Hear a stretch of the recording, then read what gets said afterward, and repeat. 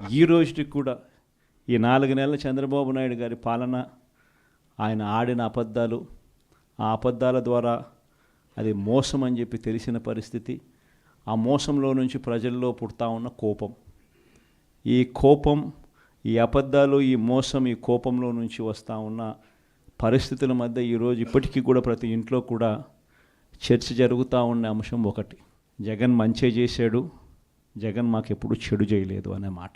అబద్ధాల కాంపిటీషన్లో మనం వాళ్ళతో పోటీ పడలేకపోయాం. ఈరోజు వెనక్కి తిరిగి చూసుకుంటే ఎందుకు ఇలా జరిగింది అని వెనక్కి తిరిగి చూసుకుంటే దానికి కారణం ఇంతకన్నా వేరే కారణం ఏమీ లేదు. రాజకీయాలలో అధికారంలో ఉంటామా అధికారం లేకపోతామా అనే సెకండరీ విషయం, కానీ క్యారెక్టర్ అనేది, క్రెడిబిలిటీ అనేది, ఈ రెండు మాత్రం రాజకీయాలలో చాలా అవసరము అనేది మాత్రం ఖచ్చితంగా చెప్తాను. ఎందుకనంటే క్యారెక్టర్ అనేది ఎలాంటిది అని అంటే ఒక్కసారి మనం కనుక జారి విడిచేసినామంటే దాన్ని మళ్ళీ ఎత్తుకోలేం. క్రెడిబిలిటీ అన్నది పోయింది అని అంటే మళ్ళీ దాన్ని మనం వెతికి తెచ్చుకోలేం.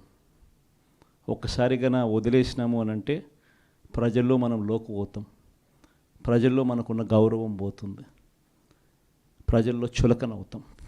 కరప్షన్, ఎప్పుడు చూడని కరప్షన్ ఈరోజు జరుగుతూ ఉంది. ఈ పెద్ద మనిషి చంద్రబాబు నాయుడు ఏం చేస్తూ ఉన్నాడు, రాష్ట్రానికి సంబంధించిన ఆదాయం తగ్గిస్తూ ఉన్నాడు, దానివల్ల లిక్కర్ వాల్యూమ్స్ పెంచుతూ ఉన్నాడు. లిక్కర్ వాల్యూమ్స్ పెరిగినందుకు డిస్టిలరీ వాళ్ళు చంద్రబాబు నాయుడుకు ముడుపులు ఇస్తూ ఉన్నారు. కంటికి కనిపిస్తూ ఉన్న స్కాము. లాటరీ పద్ధతి అంటాడు. ఎవడు లాటరీ, ఏమి లాటరీ, ఏం పద్ధతి? వీళ్ళు వేసుకున్న వాళ్ళకే, వీళ్ళకి ఇచ్చుకునే వాళ్ళకి, వీళ్ళకి కావాల్సిన వాళ్ళకే షాపులు. ఆ షాపులో కూడా మళ్ళా ఎమ్మెల్యేలకు మళ్ళా 50% వాటా. ఇది జరుగుతూ ఉండేది కార్యక్రమం. గ్రామంలోనూ మళ్ళీ బెల్ట్ షాపులు, మన కళ్ళ ఎదుటే కనిపిస్తూ ఉన్న సత్యాలు. చదువుల రంగం చూస్తే పిల్లలకు కట్టాల్సిన ఫీజు రీయింబర్స్మెంట్ సైతం 3 క్వార్టర్లు అయిపోయింది. ఎవరైనా ఇంజనీరింగ్ చదువుతూ ఉన్న పిల్లలు ఎవరైనా ఉంటే, డిగ్రీ చదివిస్తూ ఉన్న పిల్లలు ఎవరైనా ఉంటే, మెడిసిన్ చదివిస్తున్న పిల్లలు ఎవరైనా ఉంటే, తల్లిదండ్రులు ఈరోజు నరకయాతన పడతా ఉన్నారు ఆ పిల్లల ఫీజుల కోసం. మన ప్రభుత్వ హయాంలో 1 క్వార్టర్ అయిపోయిన వెంటనే, 3 నెలలు అయిపోయిన వెంటనే ఫీజు రీయింబర్స్మెంట్ డబ్బులు పడేటి. ఇప్పుడు 3 క్వార్టర్స్ అయిపోయినాయి. విద్యాదీవెన లేదు, వసతి దీవెన లేదు, అమ్మఒడి లేదు, గోరుముద్ద నీరు గార్చినారు. బడులలో ఇంగ్లీష్ మీడియం గాలికి ఎగిరిపోయింది. సిబిఎస్ఈ పోయింది, టోఫుల్ పోయింది.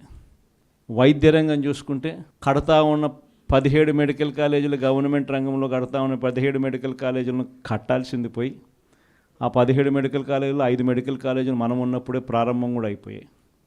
ఇంకొక 5 కాలేజీలకు సీట్లు కూడా వచ్చాయి. సీట్లు వచ్చినేటి వద్దన్నాడు, కడతా ఉండేటి ఆపేశాడు, అది కూడా అమ్మేస్తారంట. 104, 108 ఎంప్లాయీస్కి ఇంతవరకు చంద్రబాబు నాయుడు ప్రభుత్వం వచ్చిన తర్వాత జీతాలు లేవు. వైద్య రంగంలో స్పెషలిస్ట్ డాక్టర్లు కొరత లేకుండా హాస్పిటల్లన్నీ మనం చూసుకుంటే ఈరోజు ఎక్కడ చూసినా కూడా స్పెషలిస్ట్ డాక్టర్ల కొరత గవర్నమెంట్ హాస్పిటల్లో కనిపిస్తూ ఉంది. వ్యవసాయం చూసినా అంతే. రైతులకు ఉచిత పంటల బీమా గాలికి ఎగిరిపోయింది. ఈ క్రాప్ అనేది ఏం చేస్తున్నారో ఎవడికి తెలియదు. రైతులకు పెట్టుబడికి సహాయంగా ఇచ్చే డబ్బు పోయింది, 20,000 ఇస్తానన్నది గాలికి ఎగిరిపోయింది.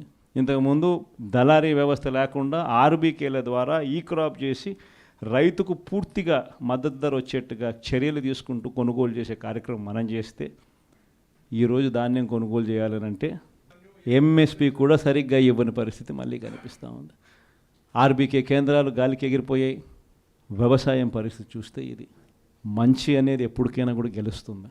నిజంగా దేవుడు మంచి అనేది విషయానికి వస్తే, దేవుడు చూస్తున్నాడనే విషయానికి వస్తే తిరుపతి లడ్లదే మన అందరికీ కంటికి కనిపించింది. నిజంగా దేవుడు ఎంత గొప్పవాడు అని అంటే అక్కడే కనిపిస్తూ ఉంది. ఎంత దారుణమైన అబద్ధాలు చూసినాము, ఎంత దారుణమైన ప్రొపగాండా చూసినాము. నిజంగా వీళ్ళు, వాళ్ళ ఈనాడు, వాళ్ళ ఆంధ్రజ్యోతి, వాళ్ళ TV5, ఈ 4 గోబెల్స్ ప్రచారం తగులుకుంటే దీనికి తోడు ఈ చంద్రబాబు తోడు ఇంకో పవన్ కళ్యాణ్, వీళ్ళందరూ కలిసి ఏ రకంగా ఒక అబద్ధాన్ని సృష్టిస్తారు, అబద్ధాన్ని అమ్మేయగలుగుతారు, అబద్ధం అని తెలిసినా కూడా దాన్ని ఏ రకంగా ప్రచారం చేయగలుగుతారు అని చెప్పేదానికి మన కళ్ళ ఎదుటే కనిపించింది. నిజంగా ఆశ్చర్యం కల్పించే విషయం. అయినా కూడా మనం గట్టిగా నిలబడ్డాం. విషయాలన్నీ ప్రజలకు మనం చక్కగా చెప్పగలిగినాం. మీ అందరితో కూడా ఒకటే చెప్తా ఉన్నా, పోరాటం చేయడంలో, అడుగులు ముందుకు వేయడంలో అందరం కలిసికట్టుగా అడుగులు వేస్తాం. పోరాటం చేసిన ప్రతి విషయంలో నష్టపోయిన ప్రతి ఒక్కరికి కూడా వైఎస్ఆర్ కాంగ్రెస్ పార్టీ అన్ని రకాలుగా తోడుగా ఉంటుంది. రేపొద్దున ఎవరైతే ఎక్కువ నష్టపోయి ఉంటారో వాళ్ళందరినీ ఏరుకొని మరీ వాళ్ళందరికీ పదవులు ఇచ్చే కార్యక్రమం దగ్గరుండి నేను చేస్తానని చెప్తాను. పోలీస్ స్టేషన్కి పోయి ఎవరైనా కేసు పెడితే రివర్స్ దొంగ కేసులు మన మీద పెడతా ఉన్నారు.